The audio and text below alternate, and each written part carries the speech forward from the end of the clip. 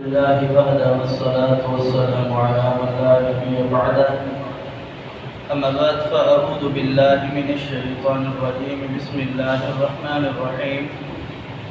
قال الله تبارك وتعالى: ما جعل الله من بحيرة ولا صائبة ولا وسيلة ولا حام ولكن الذين كفروا يفترون على الله الكذب وأكثرهم لا يعقلون.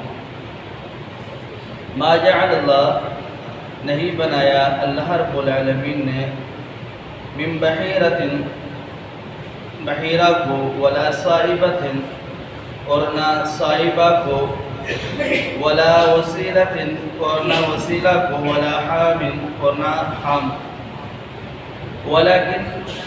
لیکن الذین ان لوگوں نے کفروا کفر کیا یفترون وہ گھڑتے ہیں اللہ اللہ پر بہتان کو الکذب وہ جھوٹے ہیں واکثرهم اور ان میں اکثر لا یعقلون عقل نہیں رکھتے.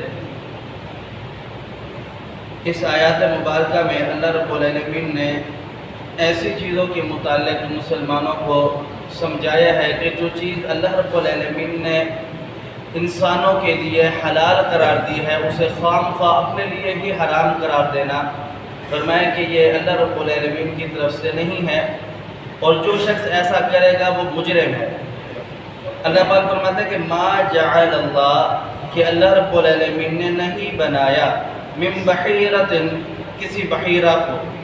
یہ مشرکین عرب جو تھے اہل عرب ان کے اندر کچھ رسومات ایسی چل پڑی تھی جو انہوں نے اپنے لیے منتخب کر رکھی تھی مقرر کر رکھی تھی جو اپنے بتوں کے لیے یہ کیا کرتے تھے. ان میں سے کچھ یہ بھی ہیں. فرمایا کہ یہ لوگ ایسے جانوروں کو جو بتوں کے نام پر چھوڑتے تھے ان میں سے فرمایا کہ من بحیرہ تعالی عنہ انہوں نے اس کی تفسیر بیان کی ہے کہ بحیرہ اس جانور کو کہا جاتا ہے کہ جو مشرکین عرب اپنے بتوں کے نام پر چھوڑ دیتے تھے کہ آج کے بعد اس کا دودھ نہ ہم دوہیں گے نہ اسے پئیں گے. اسے بحیرہ کہتے ہیں.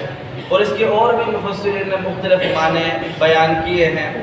اور فرمایا کہ صائبہ اس جانور کو کہتے ہیں کہ جس جانور کو ہی بتوں کے نام کے لیے مخصوص کر دیا جائے کہ اب اس جانور پر نہ کچھ چیز لا دی جائے گی نہ اس سے کوئی کام لیا جائے گا.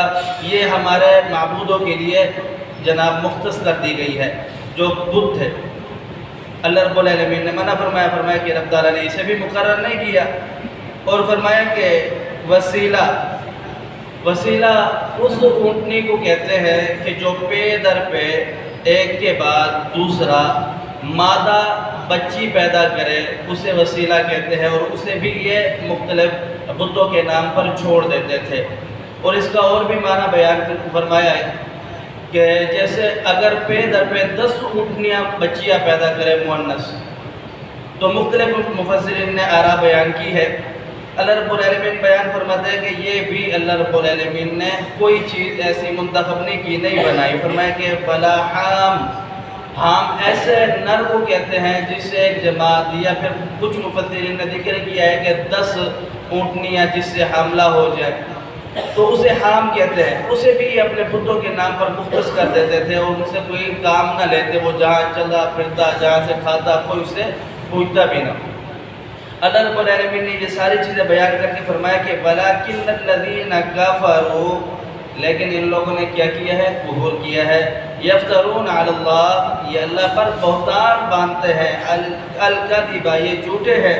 واکثرهم لا یعقلون اور ان میں سے اکثر عقل نہیں رکھتے.